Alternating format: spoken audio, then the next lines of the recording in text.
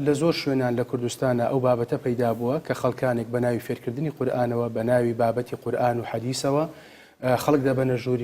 ژوورەکانی خۆیانەوە دەڕۆن ئافرەت دەبن ئیشی ناشیاو دەکەن مناڵە بن ئیشی ئەمە لێدوانی کەسێکە لە وەزارەتی ئەوقاف و بەم جۆرە وەسفی ئەو شوێنانە دەکات کە قورئانی پیرۆز و وانە ئاینەکانی تێدا دەخوێندرێت. چین و توێژەکان دەڵێن ئەوە هەوڵێکە بۆ ناشرینکردنی ئەو شوێنانە و ئەو قسانە مەبەست و مەرامی تایبەتی لە پشتا.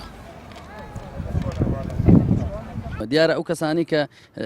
لە جەنابی نزیک بوون یان ئەو ڕێکخراوانەی کە لەوەی خۆی کاری لەگەڵ کردبن لەوە لە نزیکی خۆشتێکی لەو جۆرەی بینی بێ بەڵام ئەو ڕێکخراوانەی کە وەکو ڕێکخراوی قوتابیانی کوردستان وەکو ڕێکخراوە ئیسلامیەکانی تر کە بەڕاستی دەستیان بە قورئان و حەدیثەکانی پێغەمبەری خوا صلی الله علیه و سلم گرتووە نەکاری وا ناوەشێتەوە بە سەدان کەسمان لە بێدڕەوشتی دوور خستوێتەوە. ئەگەر ئەو وا بیری کردبێتەوە کە خەڵکێک بڵێ هاتبێ لەسەر کەناڵێکی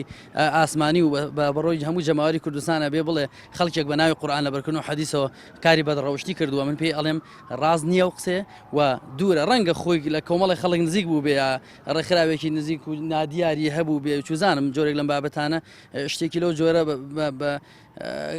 ڕوویدا بێ نازانم بەس ئێمە نەشتی وامان بیستووە نەشتی وامان بینیوە و زۆر بە توندی ڕەدی ئەدەینەوە چونکە ئەم قسەیەکی نەشیاوە ئەبێتە ناشرینکردنی ئەو ڕێکخراوانی کە کارەکەن بۆ ئاەتەکانی خوای پەروەردگار بۆ حەدیثەکانی پێغەمبەری خوا صلی الله علیه و سلم. بەشێک لەو قوتابیانەی لە سەنتەر و ماڵەکان وانە دەخوێنن دەڵێن ئەو کەسە دەبێت داوای لێبوردن بکات لە خەڵکی کوردستان چونکە ئەو سەنتەر و ماڵانە نەبوونایە کۆمەڵگەی کوردی ئێستا داڕوخانی زیاتری بەخۆیەوە دەبینی. نازانم ئەوە بە بڕای من شتێکی دروست نییە لە ڕێکخراوەکاندا من تا ئێستا نەمبینیوە چونکە بە هەزاران مرۆڤ بە هەزاران خەڵک لەم ڕێکخراوانەدا ینی بوونەتە مای سودمەندبوون لەیان پێگەیشتون ئەمە ینی بە بەڵگەوە هەمانە بەڵام ئایا ئەو قسەیەکی هەیە بەڕاستی هەیەی لە نزیک خۆیەوە شتێکی ئەوها ڕوویداوە ئەمەیان من بە ناڕاستی ئەزانم کە لە ڕێکخراوە ئیسلامیەکاندا شتێکەوە ڕوویدابێت.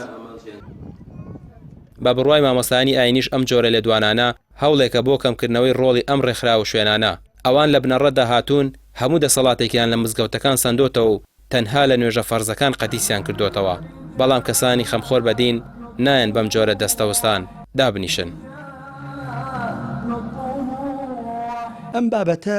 پێویستی بە بەڵگەیە پێویستی بە سەلماندنە ئەو کەسی لێدوانی ئاوا ئەدا ئەبێ بجگەلەوەی لە قیامەتا وەڵامی خوا بداتەوە لە دنیا بەرپرسیارانە ئامادە بێ ئەم بابەتە بسەلمێنێ بە بەڵگەیەک یەکلایی بکاتەوە کە من گومانم نییە لەوەی هیچ بەڵگەیەک نییە ئەوە بسەلمێنێ ڕێکخراوەکانی قورئان و پەروەردەی ئاینی کاری نەشایی وایتیا ئەنجام درابێ. ئەمە یەک دوو هەوڵدان بۆ نەهێشتنی ڕۆڵی ئەم ڕێکخراوانە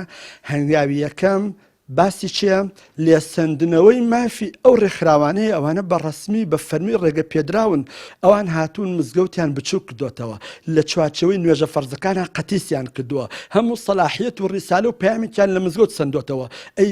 ناچار ئەبین خەڵکی خەمخۆری موسڵمانی تێگەیشت و کە خەمی ئایندەی ڕۆڵەکانی کوڕکچەکانی ئەم میلەتی هەیە لە دەرەوەی مزگەوت هەر بە فەرمی لەم حکومەتەش مۆڵەت وەربگرێ بۆ ئەوەی ڕێکخراوێ بکاتەوە هەتا پەروەردەی ڕۆڵەکان ئێمە بکە ئەجنا ئەساسەن ئەمە ئەرکی مزگەوتە جێبەجێیەکە.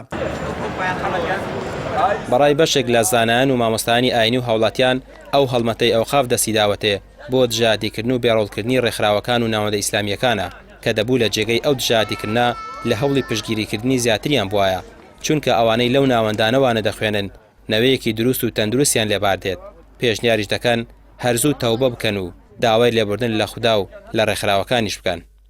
ڕامیار عوسمان کەناڵی پێام سلێمانی.